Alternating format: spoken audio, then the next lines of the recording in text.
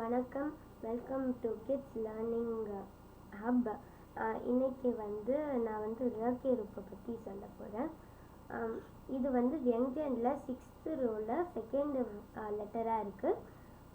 இது ஒரு special letter.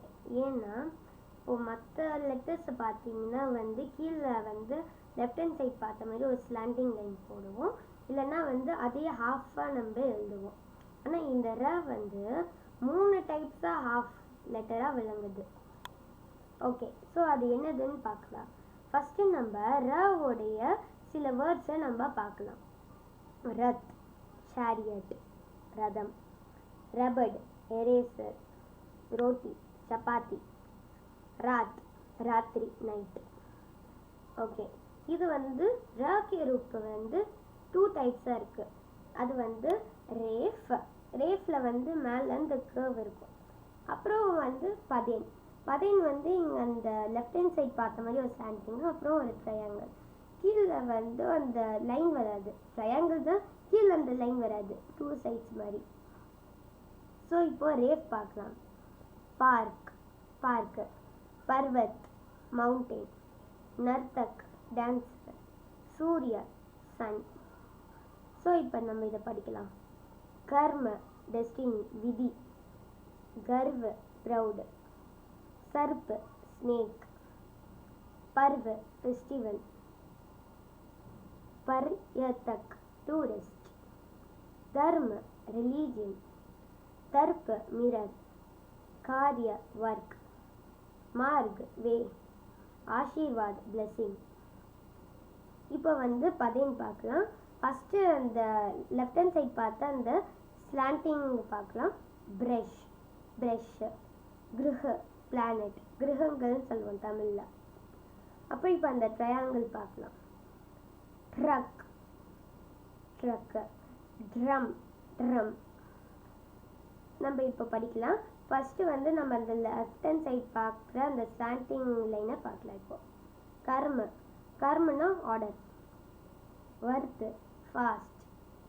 Prateek, signature. பிரகாஷ், லைட். இப்போ அந்த ட்ரையாங்கிள் பார்க்கலாம். Train, train. Tram, tram. Dress, dress, நம்ம உடை. ராஷ்ட்ர, நேஷ்னல். ஸோ இப்போ அந்த ர 3 டைப்ஸில் இருக்குது. இப்போது அதை நம்மளை பிரிக்க சொல்லுவாங்க. ஸோ நம்மளுக்கு ஒரு டவுட்டு வரும். இப்போ இந்த மாதிரி வந்தால் ர எங்கே வரும், எப்படி நம்ம பிரிக்கணும்ட்டு. ஸோ நம்ம அதை இப்போ பார்க்கலாம். இப்போது இந்த மாதிரி வருது. சி, அதான் ரேஃப். ரேஃப் வரும்போது ர ஃபஸ்ட் வரும். ஹாஃப் ர. ஹாஃப் ர நம்ம பிரிக்கும் போது இப்படி எழுதணும். அந்த ரைட் ஹேண்ட் சைட் பார்க்குற அந்த ஸ்லாண்டிங் லைன் அதை வேறு. அப்போது அது வேர்டோடு எழுதும் போது நம்ம இதை யூஸ் பண்ணுவோம். ஆனால் இந்த மாதிரி பிரித்து எழுதும் போது நம்ம இந்த மாதிரி தான் எழுதுவோம், ஹாஃப் ர. இந்த மாதிரி தான் நம்ம மோஸ்ட் ஆஃப் த வியஞ்சனுக்கு இதுதான் போடுவோம். சில வியஞ்சனுக்கு லைக் கனா ஹாஃப் க இப்படி தான் போடுவோம். ஆனால் பிரிக்கும் போது நம்ம இப்படி தான் போடுவோம். அதே மாதிரி தான். ஸோ இந்த ஃபார்முலா என்னென்னா ஹாஃப் ர ப்ளஸ் வியஞ்சன் கான்சனன்ட் ப்ளஸ் வவல் ஸ்வர். இங்கே மட்டும் ஏற முன்னாடி வருது, இங்கே அதான் பதேனில் தான் ஏற நடுவில் வருதுன்னு ஒரு கேள்வி வரும். அதுக்கு என்னென்னா, இப்போ ஃபார் எக்ஸாம்பிள் நர்த்தக்குன்ட்டு ஒரு வார்த்தை எடுத்துக்கோங்க. அந்த நர்த்தக்னா யுர்த்தக். நம்ம பாருங்க, அந்த தக்கு முன்னாடி தான் அந்த ர சவுண்டு வருது. ஸோ அந்த சிம்பிளில் இங்கே போட்டாங்க. ஸோ நர்த்தக். ஸோ அதான் அதே தான். அப்புறம் நெக்ஸ்ட்டு பதேன்.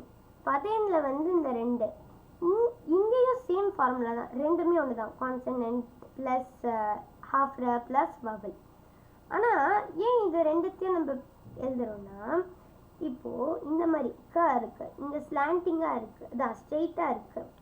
ஸோ இங்கே நம்மளால் இப்படி போட முடியாது, அதான் நம்ம இப்படி போடுறோம். இதான் ரூல் ஆக்சுவலி. ஆனால் நம்ம இந்த இங்கே கர்வ் எண்டிங்காக இருக்குது. ஸோ தான் நம்ம இங்கே இந்த ட போடுறோம். ஓகே, இப்போ அந்த ஃபார்முலாவை பார்க்கலாமா? கான்சனன்ட் ப்ளஸ் ர ப்ளஸ் வவல். ओके, இப்போ நம்ம एक्सरसाइज பார்க்கலாம். शब्दों को विभाजित कीजिए, split the words with matras. நர்த்தக். நம்ம இப்போ பண்ணோம்ல, இந்த ஃபார்முலாவை அப்படியே இங்கே அப்ளை பண்ண வேண்டியதுதான். இது எப்படி சொல்லலாம்? நர்த்தக் நாஃப் ப்ளஸ் இங்கே எந்த மாத்திராவும் இல்லை, ஸோ அதை நம்ம ஏர்ன் கன்சிடர் பண்ணிக்கணும். ப்ளஸ் இங்கே நர்த்தக் ர முன்னாடி வருது, ஸோ நம்ம இங்கே இதுவும் இருக்குது, ஸோ நம்ம ர முன்னாடி தான் போடணும். ஹாஃப் ர இங்கே ஏதாவது மாத்திரா இருக்கா? இல்லை, ஸோ அதுதான் போடணும். ப்ளஸ் கான்சனன்ட்ஸ் போடணும். ஆக்சுவலி நான் இங்கே தப்பு பண்ணிட்டேன், அதே தான் க போடணும். க ப்ளஸ் இந்த மாதிரி நம்ம கன்ஃபியூஸ் ஆகக்கூடாது. அப்புறம் ஆஸ் யூஷுவல் க ஹாஃப் ப்ளஸ் அவ்வளோதான். இப்போ கர்வ நம்ம கெஸ் பண்ணலாமா? அதே தான், ரொம்ப சிம்பிள். க ஹாஃப் இங்கே பாருங்க, ஹாஃப் இது ஆக்சுவலி இங்கே போடணும். இதுதான் நம்மளுக்கு கன்ஃபியூஸ் ஆகும். இப்போது இதான் இந்த க இருக்கு, இப்படி போட்டால் இது ஹாஃப் ரவ் ஆகும். இதான் நம்மளுக்கு கன்ஃபியூஸ் ஆகும். எப்போவுமே நம்ம ஒன்று ஞாபகம் வச்சுக்கணும், இது இம்பார்ட்டண்ட். ஆக்சுவலி இப்படி வந்தால் இது வந்து ஹாஃப் ர, இப்படி வந்தால் தான் அதான் இது இப்படியே பார்த்தது, இப்படி வந்தால் தான் அது வந்து ஹாஃப் லெட்டர். ஹாஃப் லெட்டர் இதை நம்ம எப்போவுமே ஞாபகம் வச்சுக்கணும். இது ரொம்ப இம்பார்ட்டண்ட் இது எழுதும் போது. இப்போ இந்த மாதிரி இருக்கும்போது நம்ம லைட்டாக கன்ஃபியூஸ் ஆகிடுவோம். ஸோ இதை மட்டும் நீங்கள் தரவு பண்ணிக்கோங்க. க ப்ளஸ் இதுவும் ஒன்று. இந்த ஸ்வரில் இது வராது, ஹாஃப் வராது. ஏன்னா வந்து ஹாஃப் க ப்ளஸ் தான் வரும். நம்ம தமிழில் கூட அதுதான் பண்ணுவோம். ப்ளஸ் ர ப்ளஸ் வ ப்ளஸ் ஏன்னா அங்கே எந்த மாத்திராவும் இல்லை. ஸோ இங்கே கர்ம இது வருது 10. ஸோ கர்ம நம்ம நடுவில் தான் போடணும். ஆனால் வந்து நம்ம ஒன்று பார்க்கணும், இங்கே வந்து இது இருக்குது பார்த்தீங்களா, இங்கே அந்த ஸ்டாண்டிங் லைன் இருக்குது. ஸோ இங்கே இது மாதிரி வருது. இங்கே பாருங்கள் ட்ரெஸ்ஸு, இங்கே பாருங்கள் எப்படி வருது, ஏன்னா இது கர்வ் எண்டிங். இப்போ இதை பார்க்கலாம். இது வந்து ஃபஸ்ட்டு கான்சனன்ட் க ப்ளஸ் அப்புறம் ரா ஹாஃப் ப்ளஸ் அப்புறம் இப்போ இங்கே எந்த மாத்திராமல் இல்லை, ஸோ ப்ளஸ் ம ஹாஃப் ப்ளஸ் அவ்வளோதான். இப்போ இதுவும் ஈஸி தான். இப்படி வரக்கூடாது. இங்கே பாருங்கள் நம்மளுக்கு ஒரு கன்ஃபியூஷன். ஸோ இப்படி இங்கே ப ப்ளஸ் ர ப்ளஸ் இங்கே எந்த மாத்திரமும் இல்லை, ப்ளஸ் க ஹாஃப் ப்ளஸ் இங்கே வந்துன்னா இங்கே அந்த மாத்திரா இருக்கு, ஆக்கி மாத்திரா ஷ. நம்ம ஜெனரலாக ஷ இப்படி தான் போடுவோம். சொன்னேன்ட்ட நம்ம ஹாஃப் வேர்டு எழுதுவோம் அந்த க மாதிரி. ஆனால் இங்கே வந்து இப்படி தான் எழுதணும். ப்ளஸ் நாங்கள் இந்த மாத்திரா இல்லை.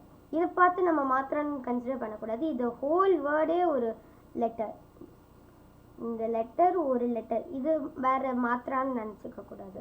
இப்போ இதை நம்ம இக்னோர் பண்ணோன்னா இது ஹாஃப் ஷவ் ஆகிடும். ட்ரெயின் இப்போ இங்கே அந்த கர்வ் வர்றதுனால நம்ம யூஸ் பண்ணுறோம் அந்த ட்ரையாங்கிள். ட ப்ளஸ் ர. இங்கே ஏதாவது மாத்திரா இருக்கா? ஆமாம் இருக்குது, ஏக்கி மாத்திரா. ஸோ ஏ ப்ளஸ் ஹாஃப்னு ப்ளஸ் இங்கே எந்த மாத்திராவும் இல்லை, ஸோ ட்ரெஸ். அதே தான் கர்வ், இதுவும் ஈஸி தான். இதுவும் அதே ஏக்கி மாத்திரா தான் இருக்குது. ஸோ டே ட ஹாஃப்